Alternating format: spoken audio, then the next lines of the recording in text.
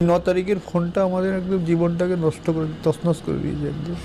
আমরা এত বছর ধরে যা করেছিলাম সব গঙ্গার জলে ভেসে গেছে। ও এত 31 বছর বয়স অবধি যে পরিশ্রম করে যা করেছিল সব আজকে নামটাই পৃথিবী থেকে সেই নামটাই মুছে গেছে আজকে পৃথিবী থেকে। তিলোত্তমা, অভয়া এসব নাম হয়, যে নামের পাশে ডিগ্রি বসানোর জন্য এত লড়াই, সেই নামটাই মুছে গেছে। তার আর কি বলবো, আমার সব গোছানো ছিল, তার মধ্যেই আমার দুর্গা বিসর্জন হয়ে গেল। আপনি তো রত্নগর্ভা, স্কুলে যখন উচ্চ মাধ্যমিকে ফার্স্ট হয়েছে, মাধ্যমিকে সেকেন্ড হয়েছিল, প্রাইজ পেয়েছে, তখন তো বলেছে এগুলো। তখন আমরা টালির বাড়িতে থাকতাম, ও টালির ঘরে থেকেই ও ডাক্তার হওয়ার স্বপ্ন দেখেছিল। এবং স্কুলে যখন ও আমিই পড়াতাম ওকে, ক্লাস 8 অবধি আমিই পড়িয়েছি। আমাদের অত সামর্থ্য ছিল না ওকে অত টিচার দেওয়ার। তার মধ্যেও ও যে মাধ্যমিকে এত ভালো রেজাল্ট করবে তা আমরা ভাবতেই পারিনি। একটা মাত্র টিচারের কাছে ও তখন পড়তো। তারপরে 11-12 আমরা চেষ্টা করেছি এবং স্কুল থেকে বারবার ডেকে বলতেন যে ও সায়েন্স গ্রুপে এত ভালো, আপনারা খেয়াল রাখবেন। তখন 11-12 আমরা চেষ্টা করেছি। আর বাকিটা আমার মেয়ে প্রচণ্ড লড়াই করেছে, কি অভাবের সঙ্গে, কি সব কিছুর সঙ্গে। এই যে 31 বছর বয়স এসে চলে গেল, সে লড়াই করতে করতেই চলে গেল। বেড়ে ওঠাটা কেমন ছিল? শান্ত ছিল? খুব শান্ত, খুব। কোনোদিন ওকে আমার বকতেই হয়নি পড়াশোনা করার জন্য। গানও শিখতো, এই 9-এ উঠে ছেড়ে দিয়েছিল পড়াশোনার চাপের জন্যই, আর গান শিখতে যেত না।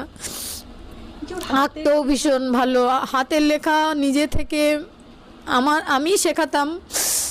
আর তারপরে ওরই ইচ্ছা, এক দিনে 30টা লিখবো তো 30টাই লিখতো, সেটা 29টা লিখলে হবে না। শৈশবটা কেমন ছিল? ও খুব শান্ত। আমার ননদের একটা মেয়ে ছিল, ওর থেকে 3 বছরের বড়। ওরা 2 বোন হাত ধরে বিকালে সারা পাড়া ঘুরে বেড়াতো। আরও একটু ট দিয়ে কথা বলতো বলে যখন ছড়া টড়া বলতে সবাই ওকে খেপাতো, একটু ছড়া বল। আর সবাই সারা বিকালটা ওরা 2 বোন মিলে ঘুরে সন্ধ্যাবেলায় ঘরে ফিরতো। একদম ছোটোবেলায় যখন একটু হাট বুঝতে পারে। ওর কি গান শেখা, ছবি আঁকা সবটাই আপনার থেকেই পাওয়া? না, ছবি আমি অত ভালো আঁকতে পারি না, ও এত সুন্দর আঁকতে পারে। আলপনা আমি দিতে পারি না, ও এত সুন্দর পারতো। ছোটবেলাতেই মেয়েরা সাধারণত বাবা ভক্ত হয়, ও কার বেশি ন্যাওটা ছিল, আপনার নাকি? না, আমার কাছেই সব কিছু। কিন্তু বাবাকে ভীষণ ভালোবাসতো, কি বকাবকি করতো বেশি, বাপি এটা করবে না, ওটা করবে না। আমাদের দুজনকেই ভীষণ ভালোবাসতো।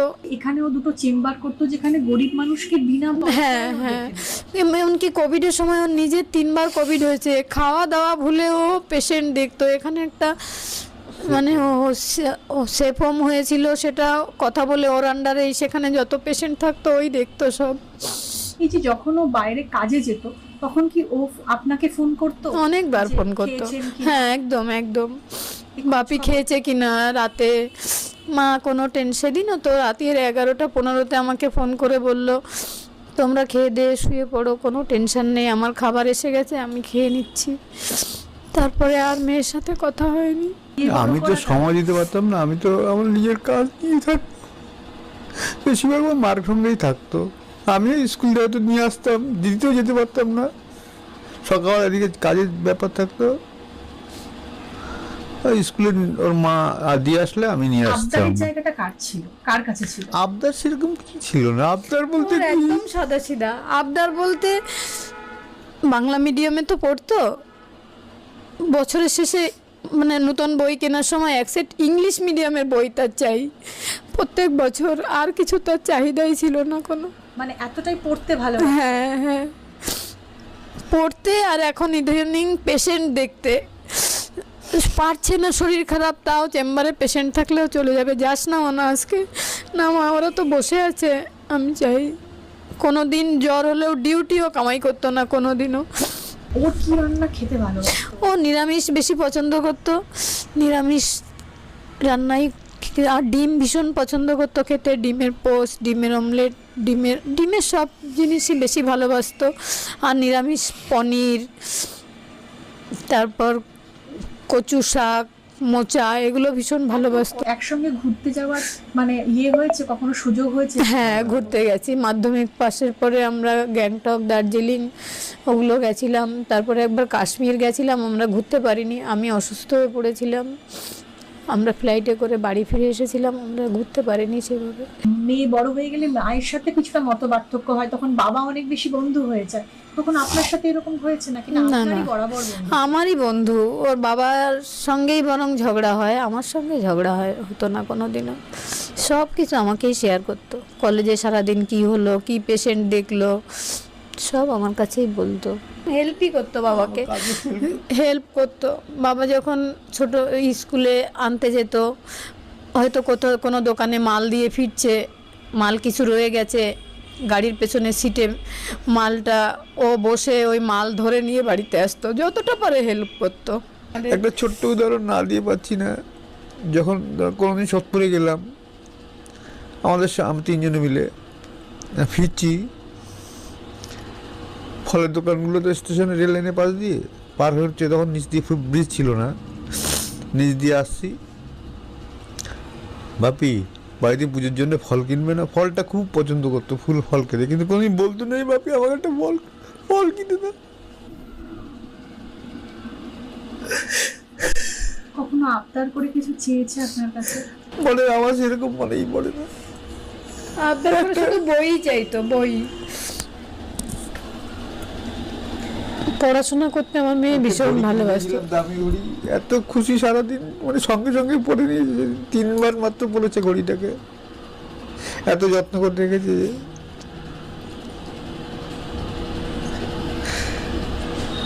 আর কি বলবো, এই সমস্ত মানে বলতে গেলে আমাদের মানে কি মানে এখন যে কি হচ্ছে আর কি পরিস্থিতি বুঝতে পারছি না কিছু আমরা, আর কি হয়ে গেল এটাও বুঝতে পারছি না। মানে ওই 9 তারিখের ফোনটা আমাদের একদম জীবনটাকে নষ্ট করে তছনছ করে দিয়েছে একদম। বাড়িতে দুর্গাপুজো, 2 দিন পরে দুর্গাপুজো, আমার বাড়িতে তো আর কোনোদিন আলো জ্বলবে না, মেয়েটাও আর ফিরবে না কোনোদিন। সেদিন যে কেন ডিউটি বেরোলো, সেদিন আমাদের এক বাড়িতে নিমন্ত্রণ ছিল, আমার ননদের বাড়ি। কত বলছিল, ও তো নিজে না খেয়ে পেশেন্ট দেখতো, নিজের দিকে তাকাতো না। আমি বলতাম তুই যদি নিজে ভালো না থাকিস লোককে কিভাবে সুস্থ করবি? ও পেশেন্ট না দেখলে থাকতে, এখন তো আরও কষ্ট পাচ্ছে যে ও বই পড়তে পারছে না, পেশেন্ট দেখতে পাচ্ছে না, কোথায় ঘুরে বেড়াচ্ছে। খুব হাসি খুশি ছিল আমার মেয়ে, ভীষণ কাজ করতে ভালোবাসতো। যে হসপিটাল থেকে এসেছে, আমি একটু মাথা আঁচড়িয়ে একটা ভালো শাড়ি পরে থাকলেই ও খুশি হয়ে যেত। মা মাথা আঁচড়িয়েছো, বা আজকে ভালো লাগছে। যা করেছিল সব শেষ হয়ে গেছে, সব পেয়ে যেত, সেটাই একদম। ও সব থেকে ইচ্ছা ছিল মা আমি তো অনেক বড় ডাক্তার হব, বলো আমি যে এই যে প্রেসক্রিপশন লিখি, পেশেন্টের যা মানে বলি যে এটা করতে হবে, রিপোর্ট ঠিক সেগুলোই বেরোয়, তাহলে আমি অনেক বড় ডাক্তার হব, বলো মা। হ্যাঁ, তো তুই তো অনেক পড়াশোনা করিস, কেন হবি না? আজকে নামটাই পৃথিবী থেকে সেই নামটাই মুছে গেছে আজকে পৃথিবী থেকে, তিলোত্তমা, অভয়া এসব নাম হয়, যে নামের পাশে ডিগ্রি বসানোর জন্য এত লড়াই, সেই নামটাই মুছে গেছে তার। আর কি বলবো? আগে বলতাম ওকে তুই আরজি করে পেলে খুব ভালো হবে, আমাদের সামনে দিয়ে বাস যায়, ওখানেই একটা বাসেই তুই চলে যেতে পারবি, সেখানেই যে আমার মেয়েটা শেষ হয়ে যাবে আমি বুঝতে পারিনি। তারপরে পূজা বাড়িতেও বললো মা বাড়িতে তাহলে এবার বড় করে দুর্গাপুজো করবো। আমি বললাম না রে, দুর্গাপূজায় অনেক ঝামেলা। কোনো ঝামেলা নেই, তুমি ভোগ রান্না করবে, আমি ঠাকুরের দিকটা সব সামলাবো। সেদিক সুন্দর, এত সুন্দর করে পুজো, মানে ঠাকুরমশাই এসে ওকে না হলে হবেই না, এত সুন্দর করে ও গোছাতো। দুর্গাপূজা 2 বছর হয়েছে, এই বছর নিয়ে 3 বছর হতো, আমার সব গোছানো ছিল, তার মধ্যেই আমার দুর্গা বিসর্জন হয়ে গেল। আজকালকার দিনে ওর মতো একটা মেয়ে হয় না। কেন ওকে হারিয়ে ফেললাম, কেন ওকে রাখতে পারলাম না? কত হয়তো শেষে মা মা বাপি বাপি বলে বাঁচাও বলে চিৎকার করেছে, আমরা তো শুনতেই পাইনি, কিছুই করতে পারিনি ওর জন্য।